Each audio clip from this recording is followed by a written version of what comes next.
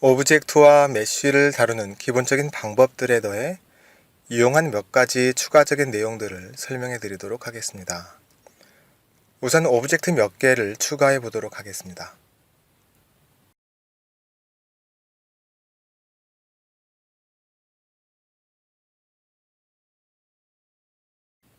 이렇게 여러 개의 오브젝트들이 흩어져 있고 화면에 보이지 않는 것도 있습니다.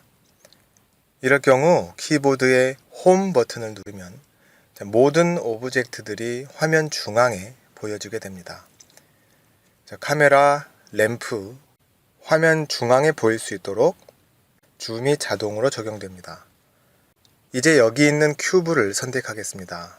하나의 오브젝트가 선택된 상태에서 키보드의 이 넘버 패드에 있는 점 키를 누르면 현재 선택된 오브젝트가 화면 중앙으로 줌인되어 보여집니다. 현재 오브젝트들이 많이 있기 때문에 선택된 오브젝트가 다른 오브젝트에 의해서 이렇게 가려지는 상황이 생길 수 있습니다. 물론 Z키를 사용해서 이제 와이어 모드로 작업할 수 있지만 경우에 따라서는 현재 작업하고자 하는 오브젝트 외에 다른 것들을 전부 화면에서 사라지게 하는 것이 편할 수 있습니다. 그럴 경우 키보드의 이 넘버 패드에 있는 슬래시, 다른 말로는 나누기 키라고 하죠. 이 키를 누르면 선택된 오브젝트만 남고 나머지는 전부 화면에서 사라집니다. 이것을 로컬 모드라고 합니다. 3D 에디터 위의 왼쪽에 보면 이렇게 로컬이라고 표시가 되어 있습니다. 다시 슬래시 키를 누르면 로컬 모드에서 나오게 됩니다.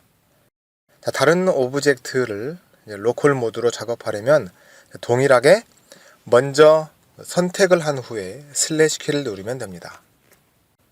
예전 강좌에서 키보드의 N키를 사용해서 이 프로퍼티 쉘프를 열고 닫을 수 있다고 설명드렸습니다. 이 프로퍼티 쉘프의 기능 몇 가지를 더 알아보도록 하겠습니다. 현재 이렇게 원숭이가 선택되어 있습니다. 이 오브젝트의 이름은 디폴트로 수젠이라고 되어 있습니다. 아마 이 원숭이의 성별이 여성인 것 같습니다. 오브젝트의 이름을 변경할 수 있는 방법 중에 한 가지는 바로 이 프로퍼티 쉘에 있는 아이템 부분을 사용하는 것입니다. 현재 선택되어 있는 이 원숭이의 이름인 수잔이 있는데 이 오브젝트의 이름을 monkey로 바꿔보도록 하겠습니다. 그리고 나서 이 3D 뷰 에디터 상에 있는 이름을 보면 이름이 monkey로 변경되어 있음을 볼 수 있습니다. 오브젝트 이름을 변경할 수 있는 곳은 또 여러 군데에 있는데 앞으로 기회가 되면 계속해서 언급해 드리도록 하겠습니다. 프로퍼티 쉘프에 보면 디스플레이라는 이 섹션이 있습니다. 여기에서는 3D 뷰 에디터 상에서 객체들이 보여지는 것과 관련된 옵션을 잡아줄 수 있습니다. 우선 Only Render 옵션은 여러 오브젝트 중에서 렌더링한 후에 결과물로 보여질 오브젝트만을 에디터 상에 보여주는 옵션입니다. 지금 현재 여러 개의 오브젝트들이 있는데 카메라와 램프는 렌더링 후에 결과물에 직접 보여지는 오브젝트가 아닙니다. 카메라는 실제로 렌더링할 곳을 촬영하는 오브젝트이고 또 램프는 렌더링에 사용될 조명 역할을 하는 것으로 렌더링 결과물에는 직접적으로 나타나지 않습니다. 하지만 나머지 오브젝트들은 직접 렌더링 결과에 나타나는 오브젝트들입니다. 바로 이런 오브젝트들만 에디터에 나타나게 해줍니다. 이 옵션은 선택하면 이렇게 렌더링 되는 오브젝트들만 보여줍니다. 그 다음 Outline Selected는 선택된 오브젝트의 아웃라인, 다시 말해서 윤곽선을 표시해 줍니다. 현재 이 실린더가 선택되어 있고 실린더 아웃라인에는 오렌지색 선이 이렇게 나타나 있습니다. 이 옵션을 지우면 아웃라인은 더 이상 보이지 않습니다. 이 상태에서 다른 오브젝트를 선택하면 그 오브젝트가 선택되긴 하지만 아웃라인으로 표시해 주지는 않습니다. 현재 선택되어 있는 오브젝트가 어떤 것인지 보기가 조금 더 어려워졌습니다. 심지어 이렇게 3D 매니플레이터까지 표시하지 않도록 해놓으면 현재 선택된 오브젝트를 구분하기가 상당히 어려워집니다. 자세히 보시면 오렌지색 점이 이렇게 나타나는데 현재 이 세팅으로서는 이 점을 보고 선택된 오브젝트가 어떤 것인지 구분할 수 있을 것입니다. 참고로 이 점은 오리진이라고 하는데 이 객체의 중심점을 의미합니다. 가령 이 객체가 회전을 할 경우 이 중심점을 축으로 해서 회전하게 됩니다. 아래에 이 All Object Origins라는 옵션은 말 그대로 모든 오브젝트들의 오리진, 즉 중심점을 표시해 줍니다. 이렇게 선택되지 않은 오브젝트의 오리진이 모두 표시가 됩니다. 자세히 보면 선택되어 있는 오브젝트의 오리진은 오렌지색이고 나머지는 모두 흰색임을 알 수 있습니다. 그 다음 Grid Flow 옵션은 에디터 안에 X, Y, Z 좌표축을 표시할 것인지를 설정해 줍니다. X를 선택하면 보이는 것처럼 X축이 빨간색으로 표시가 됩니다. 마찬가지로 Y는 그린, 녹색으로, 그리고 Z는 파랑색으로 보여줍니다. 그리드 플로우가 선택되어 있는 상태에서 아래에 보면 라인스에서는 그리드, 즉 격자 무늬의 이 개수를 설정할 수 있게 해줍니다. 그리고 스케일은 말 그대로 그리드의 크기를 결정할 수 있습니다. 그 바로 밑에 보면 토글 쿼드 뷰 버튼이 있는데 이 버튼을 보면 말 그대로 에디터 화면을 4개로 쪼개서 보여줍니다.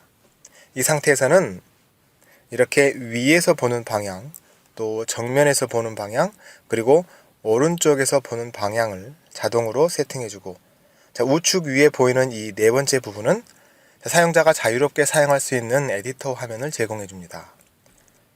이 옵션은 특히 모델링을 할 때 X, Y, Z 모든 축을 중심으로 동시에 보면서 작업할 수 있도록 해주는 유용한 옵션입니다. 오브젝트와 메쉬에 관련된 유용한 다른 기능들을 좀 더 설명해 드리도록 하겠습니다.